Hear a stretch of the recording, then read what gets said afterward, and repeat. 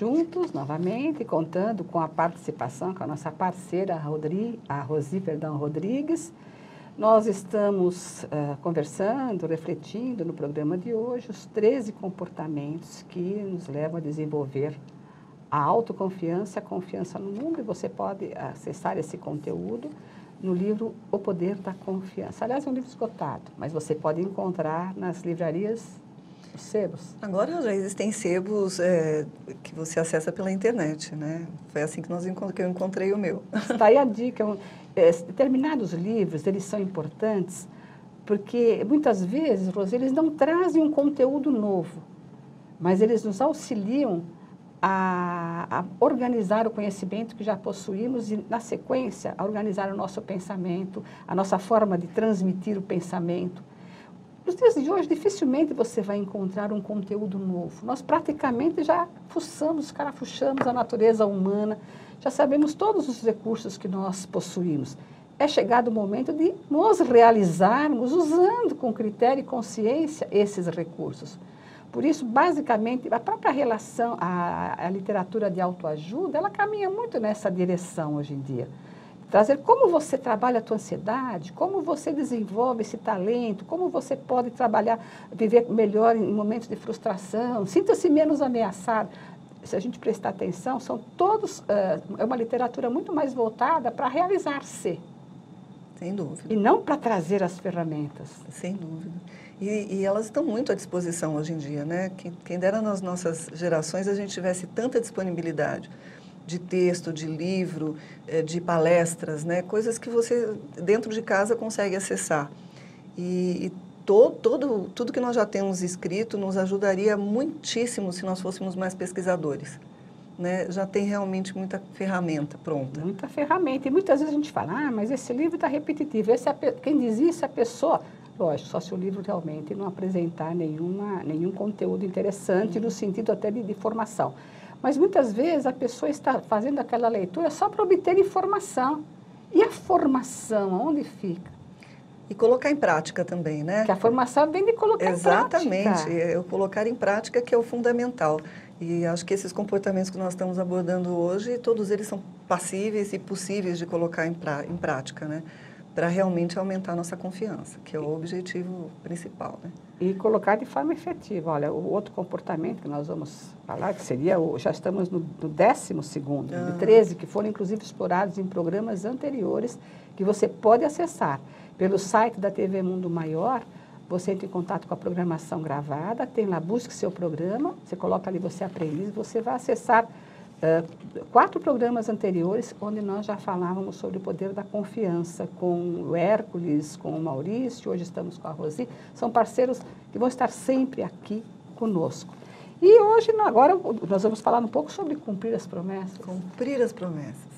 Tem coisa mais importante que cumprir as promessas? Que tem a ver com tudo, né? Ser responsável. Absolutamente com tudo. E cumprir promessas, promessa cria expectativa.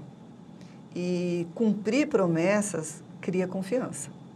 Então, se você fez promessas e criou expectativas e não cumpriu, obviamente você criou desconfiança e não confiança, né? E muito importante com essa questão relacionada com fazer promessas, as promessas que você faz dentro da família, com os membros da família, começando pela família, porque é ali, na verdade, que se desenvolve a questão da confiança, né? O ser humano, quanto mais promessas cumpridas, quanto mais o pai, a mãe, as pessoas que o cercam disserem, faça isso, que haverá o resultado tal, quanto mais isso se consolidar, mais a confiança básica se desenvolve. Inclusive, muitas vezes, nós fazemos uma promessa e não conseguimos atingir a expectativa. Isso não tem que servir de exemplo, de movimento, para que nós tenhamos medo de fazer outras promessas. Vamos corrigir, vamos esclarecer as expectativas. Eu acreditei que poderia conseguir, mas eu não estou conseguindo. Pronto.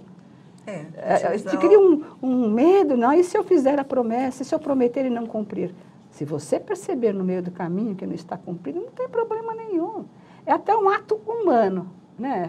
Está mostrando a falibilidade humana. Até um ato humano você chegar para a pessoa, para o grupo, para a equipe e falar, olha, eu acreditei que poderíamos chegar nesse resultado, mas houveram uma série de situações que, né, que aconteceram e que o resultado não pode ser atingido. Ponto. Até com os nossos filhos.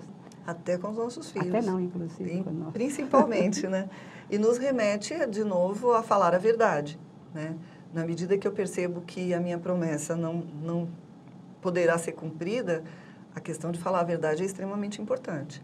Então, já nos remete a um outro comportamento que nós já abordamos aqui também, né? E ter responsabilidade. Se eu não cumprir, eu tenho que comunicar que eu não vou cumprir. No momento em que eu percebo, é o momento de eu não corrigir, porque não é um erro. É o momento em que eu mostrar uma outra realidade, um outro movimento que nós temos que seguir, porque aquele estava equivocado. E enfrentar a realidade. Enfrentar a realidade. E quando nós aprendemos a cumprir as nossas promessas, nós aprendemos também a não prometer aquilo que não vamos cumprir. Sem dúvida. O nosso falar o sim, sim, não, não, fica muito presente na nossa vida, essa necessidade, né? É pensar muito antes de fazer uma promessa. É analisar exatamente as condições e as circunstâncias em que você está fazendo essa promessa, né? Porque é isso que vai criar confiança ou desconfiança. Nós falamos hoje muito em organização no tempo. Nós estamos vivendo um momento com muita informação, com muitos compromissos, muito estímulo. O tempo parece que voa muito rápido, então temos que nos organizar no tempo, priorizarmos as nossas atividades e as nossas promessas. Não vou prometer tudo, mas há coisas que eu posso prometer. Então eu vou tomar cuidado. Isso é bacana porque sugere também um olhar mais atento no nosso movimento. Será que eu vou conseguir dar conta disso? Não, não vou conseguir. Então, esse tipo de situação sugere um crescimento da nossa dimensão espiritual muito grande. Nós aprendemos, nós nos capacitamos em muitas qualidades e muitos talentos humanos. Nós vamos para o intervalo. Lembrando que se você quer conversar conosco, você pode fazê-lo pelo e-mail vocêaprendiz@tvmundomaior.com.br. Vamos para o intervalo e voltaremos em seguida.